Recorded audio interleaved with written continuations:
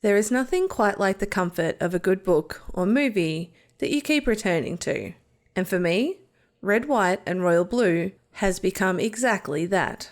I've watched the film more times than I can count, and recently I picked the book back up too, which got me thinking. The movie adaptation made some big changes. Characters were cut, storylines shifted, and some key emotional beats were reimagined. So today, we're diving into the biggest differences between the book and the movie to ask, did the changes work? Let's break it down. Number 1, no June. Let's start with the most obvious one. June is missing from the movies. Alex's sister plays a major role in the books, but for the movie, her character was removed entirely. Instead, her and Nora's roles were combined into just Nora, which, honestly, makes sense given the time constrictions of a film. It's a loss for the fan of the books, sure, but Nora still brings the supportive, witty energy that you'd expect from both characters. And let's be real, Nora and Pez barely get any screen time as it is, so there was just no room for a third character here. While we'll miss June's bond with Alex, this was probably the right call for pacing and focus of the film.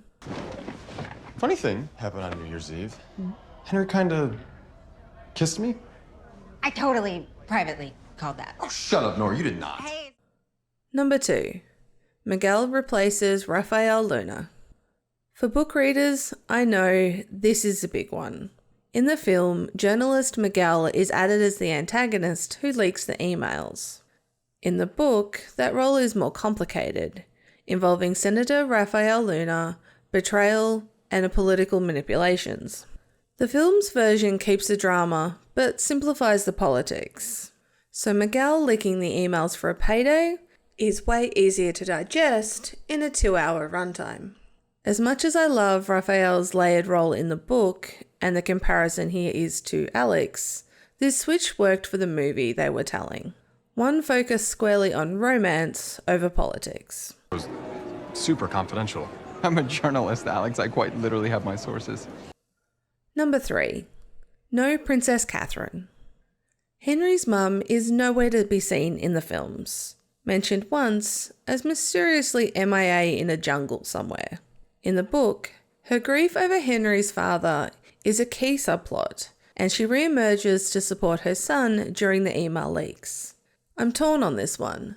The scene of her standing up to the Queen for Henry's happiness is beautiful, but in the movie, Henry stands up for himself, and that really works. And I think adding her late into the film, like she is in the book, might distract from the emotional payoff that we get when Henry confronts the king. So, I get why they cut her. Are you sure this is what you want? There is no turning back if you go out there now. I certainly hope not. Number 4, Queen Mary to King James. Speaking of royals, we get a king instead of a queen, but that king is played by none other than Stephen Fry. This change helps the movie avoid comparisons to the late Queen Elizabeth II, but honestly, Fry owns the role. His cold presence adds gravitas to Henry's confrontational scene, and seeing Henry stand up to a powerful patriarchal figure fits perfectly into the vision of the story. An excellent change all round. I have read your emails, Henry. All of them. They leave no doubt that your love is genuine. Occasionally vulgar, but genuine. Number 5, Alex's parents are still together. In the book, President Claremont and Senator Diaz are divorced, and Ellen's remarried to Leo. In the movie, they're still together, and Leo doesn't exist. On the surface, this doesn't change much. It simplifies things and keeps the focus on the love story between Alex and Henry. But it does affect one key emotional moment. When Oscar gives Alex advice about taking a risk on love, it doesn't hit quite the same way knowing that he and Ellen made it work. In the book, that same advice comes with the weight of experience, a reminder that love doesn't always last, but it's still worth it. That message carries a different impact, and I do miss that. Would it have worked better to keep them divorced but leave Leo out? Maybe. But then again, it may have just detracted from the love story we were there to watch. What do you think? Did this change work for you? Let me know in the comments below. Your mom and I were a stupid idea too. We were just babies when we had you. Nobody thought we'd make it. Look at us now. Sometimes you just gotta jump. Hope you're not standing on a cliff. Number 6. Alex's sexuality arc is streamlined. One of the things the film really trimmed is Alex's bisexual awakening. In the book, we get an introspective journey as Alex slowly realizes he's bi. It's a big part of his story.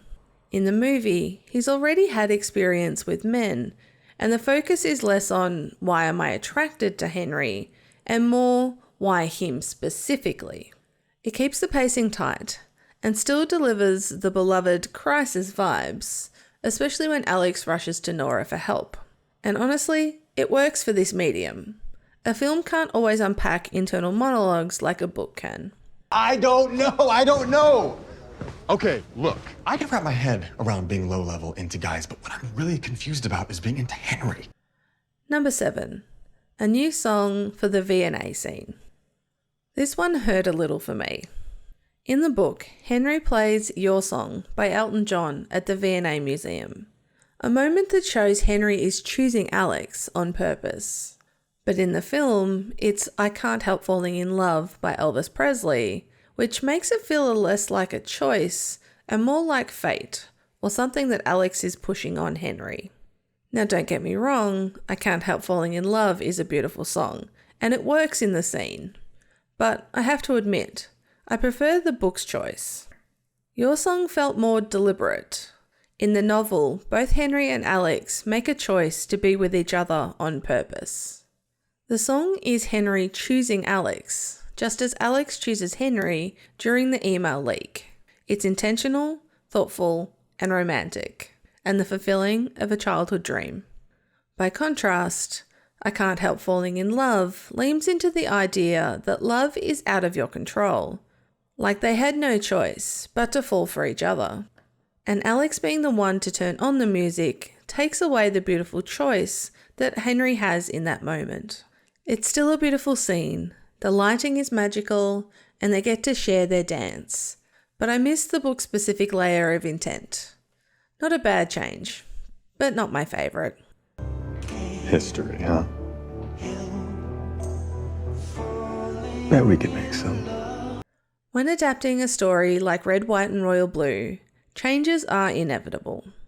The book gives you hundreds of pages to build a world, explore character arcs, and dive deeper into emotional journeys. The movie has only a couple of hours, if that, so something has to give, and stories have to be streamlined. And while I'll always love the book for its rich detail and layered political drama, I think the movie did a fantastic job focusing on the heart of the story, the love story. Some changes hurt, some soared, but overall, it stayed true to the spirit of what made the book so beloved. Let me know in the comments which change worked or didn't work for you. Want to join a great little community where we can dive deeper into all of these themes? Check out the Nerdy Investigations Patreon for exclusive videos, Discord access, and more. Link in the description. And as always, thanks for watching. And let's see what other secrets we can uncover next time on Nerdy Investigations.